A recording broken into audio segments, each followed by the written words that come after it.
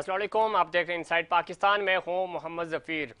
इस वक्त मुल्क में सियासी और ख़ासतौर पे आइनी बहरान मज़ीद शिद्दत इख्तियार करता जा रहा है। माशी बहरान तो था ही, और एक तरफ हुकूमत जो है वो पाकिस्तान तहरीक इंसाफ का मुमकिन मार्च रोकने की तैयारियां कर रही है। दूसरी तरफ राना सनाउल्लाह के ख़िलाफ़ पंजाब में जो FIR है, उस हवाले से पुलिस उनको गिरफ्तार करने की कोशिश कर रही है। ये इस वक्त वफाक और सूबे जो है वो आमने सामने हैं, और एक कशीदगी का माहौल बना हुआ है। लेकिन साथ ही साथ जो ऑडियो लीक्स है उसने भी हुकूमत को और अपोजिशन को परेशान किया हुआ। खान साहब ने आज कहा जी कि ये एक संगीन जुर्म है, इसकी तहकीकात होनी चाहिए। उन्होंने इंदिया दिया है, शायद वो अदालत में भी जाएंगे। और हुकूमत चूँकि अपने तौर पर इसकी तहकीकात करा रही है, वो जॉइंट सेशन JIT बनाने की बात कर रहे हैं खान साहब, और वो लग ये रहा है आज की उनकी गुफ्तगू से कि वो अदालत में जाएंगे।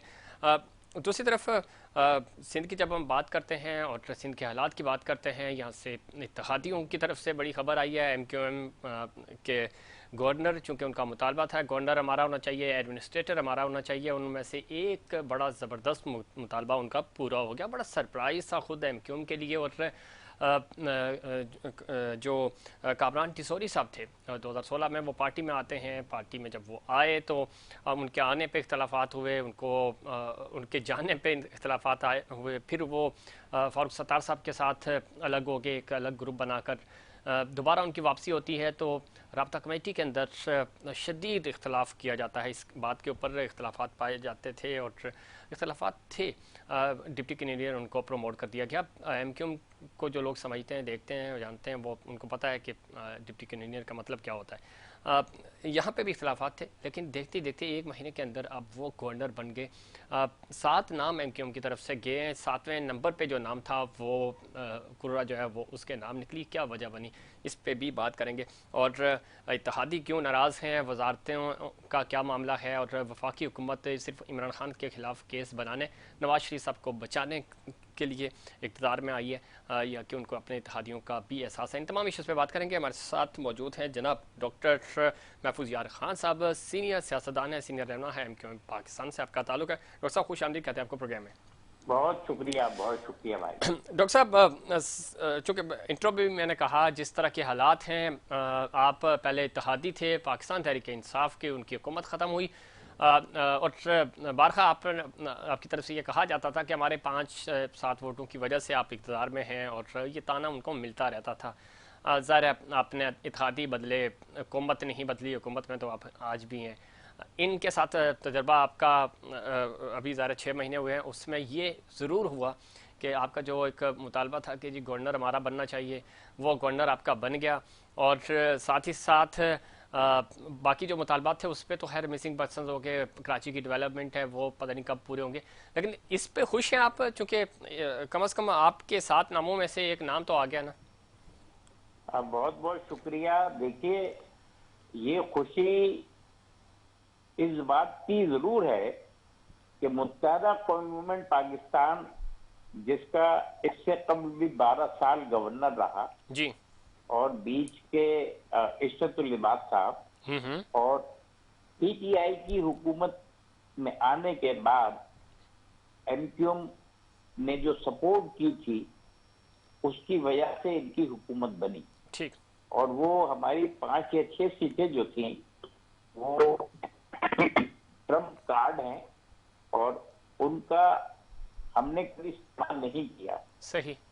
जब इमरान खान साहब की जो भी चीजें मार्केट में आई जी जी। और हुकूमत इनकी बिल्कुल फ्लॉप हो गई और PM बनी, तो मुत्तहदा कौम मूवमेंट पाकिस्तान वाहिद सियासी जमात थी जिसने बिल्कुल आखिर में जाकर जी अपने कुछ तहरीरी मुतालबात मनवाकर, और सबको, जिसमें नवाज अपने शहबाज शरीफ साहब भी थे, मौलाना फजलुर रहमान साहब भी थे, और पीपुल्स पार्टी की लीडरशिप भी थी। जी जी। और उसमें हमारा मकसद किसी फर्द के लिए नहीं था। ठीक। हमारा मकसद इस शहर कराची के रहने वाले लोग हैं, सही। और उसमें मेजॉरिटी हम ये समझते हैं कि वो मुत्तहदा कौम मूवमेंट पाकिस्तान के वोटर्स की है। ठीक है। हम ये चाहते हैं कि इनका सेंसस दुरुस्त हो, ताकि वफाक से जो पैसे मिले तो हमें आबादी की बुनियाद पे मिले।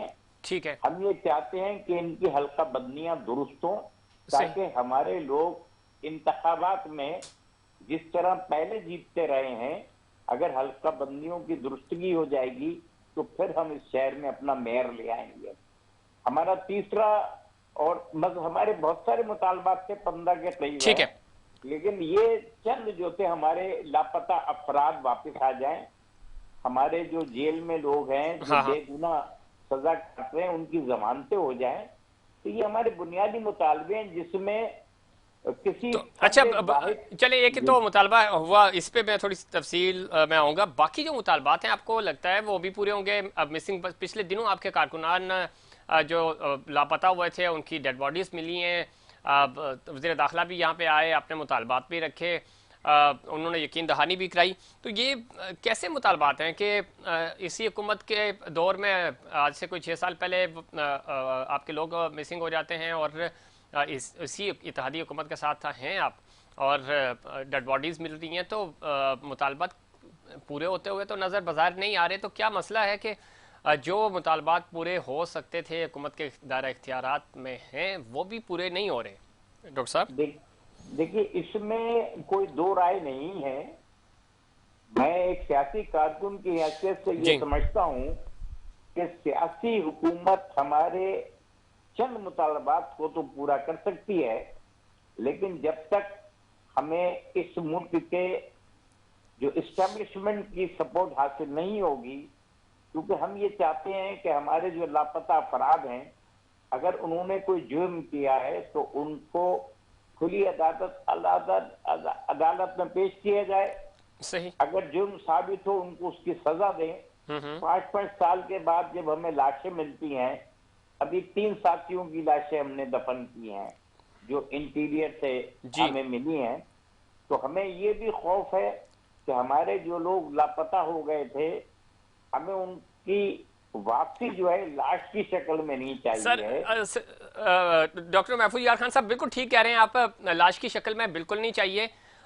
लेकिन और गम और गुस्सा आपके कारकुनान में पाया जा रहा है, उसका रद्द अमल भी आपने देख लिया जब तदफीन हो रही थी कारकुनान की। एक चीज़ जी और, जी। आप खुद वकील हैं, तो मैं इसलिए ज़िमरन ये सवाल आपसे पूछना चाह रहा हूँ कि आप लापता केस जो अदालत में था वो भी चूंकि अदम दिलचस्पी की वजह से उसको भी ख़त्म कर दिया जाएगा, तो ये शर्मिंदगी का बायस नहीं है एमक्यूएम के लिए? नहीं नहीं, कोई कोई केस खत्म नहीं हुआ है। एक केस जिसमें मैं खुद वकील था, जी। एजाजुल हसन, जो वहां से बैंकॉक से आए थे, उन्हें गिरफ्तार किया था और फिर 1 महीने 1.5 महीने के बाद उनको उनके घर पे छोड़ दिया, ठीक। उनके 20 बच्चों के साथ। उसके बाद फिर उनको गिरफ्तार किया गया है 18 जनवरी 2018 को, और आज 4 साल से ज्यादा का अरसा हो गया है। तो उनकी पिटीशन हमारे हाई कोर्ट के डिविजनल बेंच के आगा साहब की सरबराही में चल रही थी। जी। तो गलतफहमी की बुनियाद पर वो डिसमिस हो गई थी, जिसको मैंने अभी परसों रिस्टोर करवा लिया है। अच्छा। हाँ, और क्योंकि तो वो जो महफूज यार खान साहब, जो खबर आई थी और अब वो आपने उसको उसको जरा दोबारा बहाल कर दिया है, आप ये कंफर्म कर रहे हैं? जी जी जी जी। चले, ये तो और जी। अब कोर्ट में 6 हफ्ते के बाद उसकी तारीख लगेगी।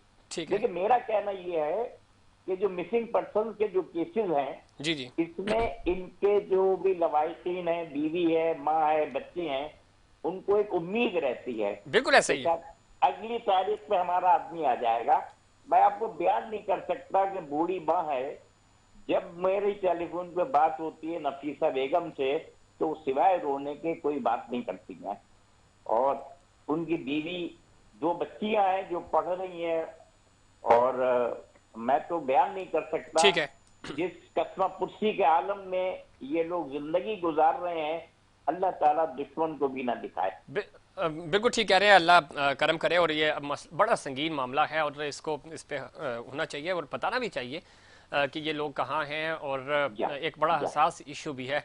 डॉक्टर साहब, साथ ही साथ ये भी बताइएगा, चूंकि गवर्नर तो आपको गवर्नरशिप मिल गई है, इनके आने पे बड़े इख्तिलाफात थे। ये समझ नहीं आ रही कि एमक्यूएम को हुआ क्या है। आप इनको जब आपने पार्टी से निकाला या पार्टी से इन्होंने छोड़ी, फारूक सत्तार साहब ने अलग ग्रुप बनाया, ये उस ग्रुप के हक में थे, उनके साथ थे, फारूक सत्तार ही इनको लेकर भी आए थे। मामला क्या हुआ, क्यों जिस बंदे पे इख्तलाफात थे माजी में, खालिद मकबूल सिद्दीकी साहब का बयान देख लें, आपकी बाकी लीडरशिप का बयान देख लें, तो वो कहते थे कि एक टिसोरी ही है जो फसाद की जड़ बना, जो जिसकी वजह से इख्तलाफात हुए और जिनकी वजह से फारूक सत्तार आपसे अलग हुए। और फारूक सत्तार तो खैर अभी भी अलग है, उनको दोबारा आपने वापस नहीं लिया, इनको दोबारा भी लिया और राब्ता में लिया, राब्ता के बाद आप डिप्टी कन्वीनर इनको बनाया, डिप्टी कन्वीनर के बाद आज वो आपके गवर्नर बन गए। तो इतनी तेज़ी से तरक्की हमने एमक्यूएम की तारीख में कभी नहीं देखा। इतनी जल्दी तो कोई सेक्टर इंचार्ज प्रमोट नहीं होता जितनी जल्दी यहाँ पे ओहदे मिले हैं। और उन जो वफा परस्त थे, जो हक परस्त थे, जिनकी कुर्बानियाँ थी, उनको नज़रअंदाज किया गया। देखिए, मसला ये है कि वजारतें और गवर्नरी जी, वजारतें फेडरल में उन्हीं लोगों को मिलेंगी जो अरकान कौमी असम्बली या सेनेट हैं। ठीक है। अगर सूबे में आएंगी तो उन एमपीएस को मिलेंगी जो रहे हैं। जी, लेकिन आप बिल्कुल सही कह रहे हैं कि फारूक सत्तार साहब की वजह से जो पार्टी में जो इख्तलाफी मसले आए थे, जी, जी, वो जब आए थे जब एक मुश्तरका प्रेस कॉन्फ्रेंस कर रहे थे फारूक भाई और पीएसपी। जी, अच्छा, उसके बाद से पार्टी में कुछ ऐसे कवानीन की तब्दीली पे इख्तलाफ आया, ठीक है, जिसपे ये कहा गया कि साहब ये तब्दीली जो है, फारूक सत्तार ने कहा कि ये मेरी तरफ से नहीं हुई है, बल्कि फरूक नसीम भाई ने ये तब्दीली की थी। ठीक है, और उस पर इख्तलाफी मामला चल गया। सही। फारूक सत्तार साहब को पार्टी ने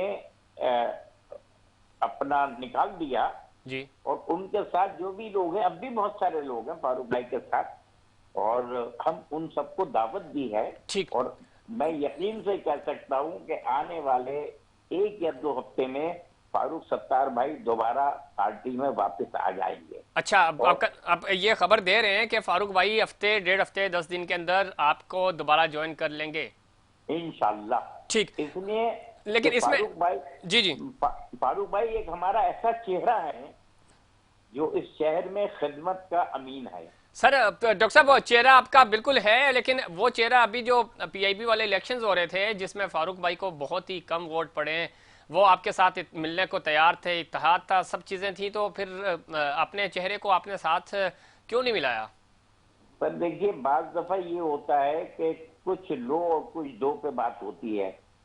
फारूक भाई ने बड़ी फरागदली का सबूत दिया था और ईद वाले दिन खड़े होके जी, हमारे उम्मीदवार की हिमायत का ऐलान किया था।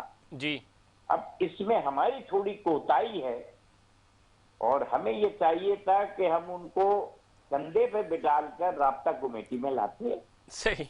और यहाँ पर सर कंधे में आपने उनको बुलाया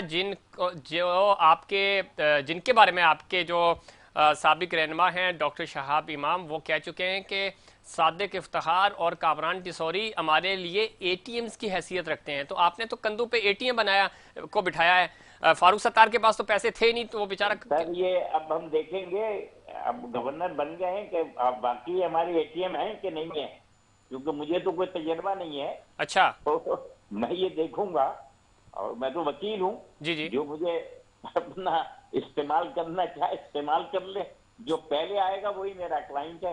अच्छा, जो पहले आएगा वही आपका क्लाइंट है। बड़ी बड़ी जबरदस्त, दिलचस्प और गहरी बात आपने की। लेकिन ये बताएंगे, ये आपका ये स्लोगन था कि गवर्नर हमारा अपना होगा और एडमिनिस्ट्रेटर हमारा अपना होगा, सीएम आपका अपना होगा, ये तो खैर एक बड़ा स्लोगन है, वो तो पता नहीं कब पूरा होगा।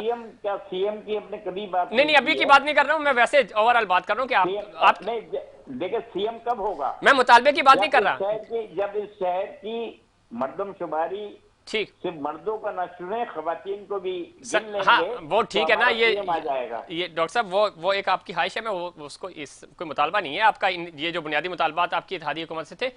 अब ये पूछना ये है कि आप खुश हैं ना इस तैनाती पे? कोई मसला तो नहीं है ना राब्ता कमेटी को, आपके सीनियर्स को, आपको? देखिए, मुझे तो कोई मसला नहीं है, मैं तो आज शरीक हुआ हूँ इस तकरीब हल्फे वफादारी में सही। मुझे गवर्नर हाउस से प्रोटोकॉल वालों का फोन आया अच्छा। कि जनाब ये पहुंचे। जो है 5:30 बजे आप हल्फ बर्दारी की तकरीब है, आप तशरीफ लाएंगे? ठीक। मैंने कहा मैं बिल्कुल आऊंगा, और मैं गया। मेरे साथ मेरा बेटा भी था, ठीक। उसको भी लेकर गया। मैंने उनको खुले दिल से मुबारकबाद दी है, इस उम्मीद के साथ कि इसके शहर के जो छोटे मोटे ऐसे मसले हैं जो गवर्नर की रहनुमाई में अदा हो सकते हैं। बहुत सारे ऐसे काम होते हैं जिसमें हमें मदद करनी चाहिए ठीक है, गवर्नर की, बिल्कुल करनी भी चाहिए। अच्छा, इस पे आपने कहा कि आपने खुले दिल से, आप एमक्यूएम का ये स्टांस भी है, उनका ऑफिशियल आपकी तरफ से बयान भी आया एमक्यूएम की तरफ से कि हमें यकीन है कि ये सूबे के दरमियान और वफाक के और सूबे के दरमियान हमआहंगी का किरदार अदा करेंगे। और साथ ही साथ वसीम अख्तर साहब ने, ख्वाजा इजहारुल हसन साहब ने, सब ने मुबारकबाद दी जिस तरह आपने दी, और तकरीब का आपने जिक्र किया। आपकी जो यहाँ पे अपोजिशन है पाकिस्तान तहरीक इंसाफ, कभी आप उनके इत्तेहादी थे, चूंकि आज डॉक्टर शहाब इमाम आपके जो पुराने कुलीग थे वो छोड़कर चले गए, उन्होंने प्रेस कॉन्फ्रेंस में बाज़ाब्ता ऐलान किया पाकिस्तान तहरीक इंसाफ में।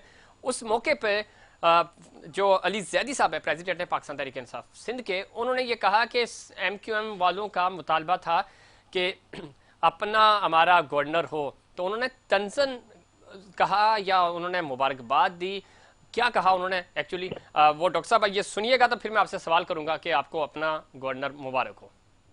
आपको आपका गवर्नर मुबारक हो, मिल गया ना आपको आपका अपना गवर्नर, अपना ही है ना। आप ही ने आपकी एक शर्त थी ना गवर्नर हमारा हो, फिर आपने एक शर्त ही थी कि एडमिनिस्ट्रेटर भी हमारा हो, तो आपको आपका गवर्नर मिल गया। आपको बड़ी मुबारक हो आपके गवर्नर की जो आपको मिल गया। डॉक्टर साहब जी, मैंने सुना जी, अब आप रिस्पॉन्ड कर देंगे, आपका अपना ही है बंदा, चेक कर लें। मैं बताता हूँ, ऐसी अपना है जैसे वजीर आजम अपना था। अच्छा। बंद करके जो वजीर आजम आया था वो भी तो हमारा अपना ही था ना। तो बिल्कुल अपना था।